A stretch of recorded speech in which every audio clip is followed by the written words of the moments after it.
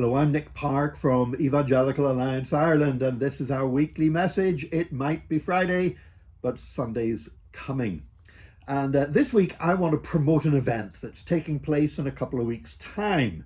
It's being organised by iMAP, and iMAP stands for the Irish Missions Agencies Partnership. And it's basically an umbrella organisation that includes a lot of missionary organisations that are operating out of Ireland.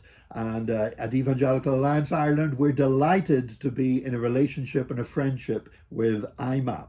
Well, they have an event taking place on Saturday, the 25th of November, so just over 2 weeks away, in Ballyfermot Community Church. And it's going to be on Saturday morning from 9 a.m. until 12 noon.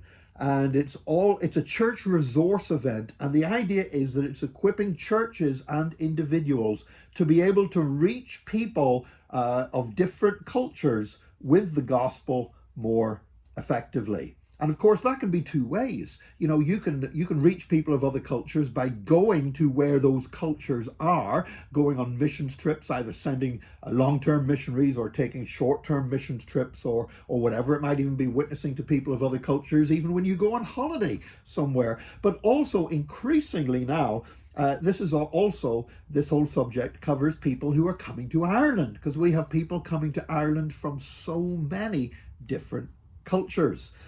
And now this is something we've been really wanting to help the church from Evangelical Alliance Ireland for a long time.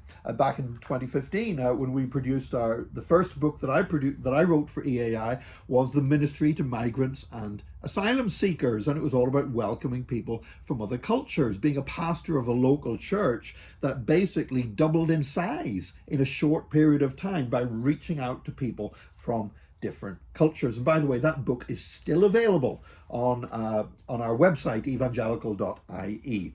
But coming down now to this iMAP event, basically it's recognizing that there are three main groupings that cultures tend to fall into when it comes to how they deal with some of the basic human spiritual needs to do with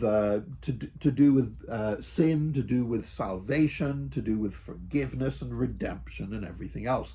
And basically you get guilt and innocence cultures who view the problem of the human condition as being primarily about guilt and innocence. And then you have shame and honor cultures, where the problem is primarily seen about whether you're ashamed or whether you can maintain faith, maintain respectability. And then there are power and fear cultures. And, you know, when you start to think about it, all of these themes do tie into the gospel and why Jesus came and the message of salvation: guilt and innocence, shame and honor, and power and fear. Now, here's the deal. If we want to reach people coming from these cultures, coming to Ireland, we want to reach them with the gospel of Jesus Christ, we have to accept that our traditional Western methods of sharing the gospel and the way we present the gospel message may not always be effective or convincing to people that have come from a culture that has a very different emphasis as to what the human problem is. In other words, we might not be scratching where people are itching. Now, in the past, talking about these different kinds of cultures, guilt and innocence, shame and honor, power and fear, that people would have said, well, that's for missionaries. That's for missionary organizations to worry about. Our job in the local church is just to give money to the missionary organizations, and they'll go to these countries and they'll work out how to present the gospel in these cultures. But of course, now these cultures have come to us.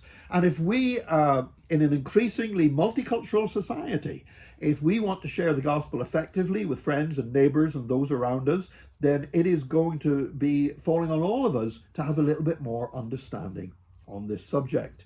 Now, when I say that our Western methods of presenting the gospel aren't always effective in reaching those of other cultures, I am not suggesting that we change the gospel. I'm not suggesting that we compromise the gospel at all. But I believe this, that the gospel itself, the gospel applies to all cultures. But the way we look at that gospel and the emphasis that we put on what Jesus did on the cross may differ in how we present the gospel to other countries. And one thing we need to actually be humble enough to realize is our Western preoccupations on what we think the major themes in sin and salvation and the gospel are.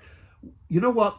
Doesn't mean that we're right and everybody else, we've just got to adapt the message to reach them. In fact, some other cultures, their view of sin and salvation and why sin is bad and why people need to be saved, their view of that will sometimes be more biblical than ours, because we're viewing it through a Western prism. We're looking at it in one particular way. It's like wearing tinted glasses. You know, if you wear glasses that are tinted yellow, it makes everything look yellow. I remember years ago talking to somebody who's involved in film and media, and they were talking about the CSI programs. You had the, remember the CSI programs, all about the forensic forensic scientists and working out all the crimes, who had committed the crime and all that sort of stuff. And they were explaining to me how in each of those different series within that franchise were filmed with a different color spectrum. That the one set in Las Vegas was filmed through a blue spectrum. Everything was sort of gloomy. And the one set in Miami, there was a more of a yellow filter on all of the cameras, and it made everything look different, even though most of it, by the way, was filmed in California, not in Miami. But just having a different tint on the camera made everything look different. And so we need to recognize that it's not the case that other cultures have these tints that make them look at the gospel differently and we're the ones looking at it without any. We see the gospel through our westernly tinted glasses. And we need to have a greater understanding of those who are coming from cultures that look at the gospel differently, so that we can understand better. It might actually help us understand better what Jesus has done for us, but it will certainly help us to understand better how to share the gospel with people from other cultures. So look, I would heartily recommend this event. As I said, it's on Saturday, the 25th of November, at 9 a.m. until 12 noon at Ballyfermot Community Church. It's been organised by iMAP, the Irish Missions Agency's partnership, and it's a church resource event. And if you want to find a link for registering to be at this event on the 25th of November, visit our website, evangelical.ie, and you will find there a link that you can register at for the iMAP church resource event on the 25th of November. I'll be there. Hope I can see you there as well, in Jesus' name. We're learning to be more effective in sharing the gospel, because we know that God is accelerating what he's doing through the Church of Jesus Christ in Ireland today. These are exciting times to be a Christian. I would rather be alive today than any other period in history. I think the opportunities we have to share the gospel in Ireland are greater than any generation before us has ever known, possibly going all the way back to the time of St. Patrick. So let's equip ourselves for the task that lies in front of us, because it might be Friday, but Sunday's coming.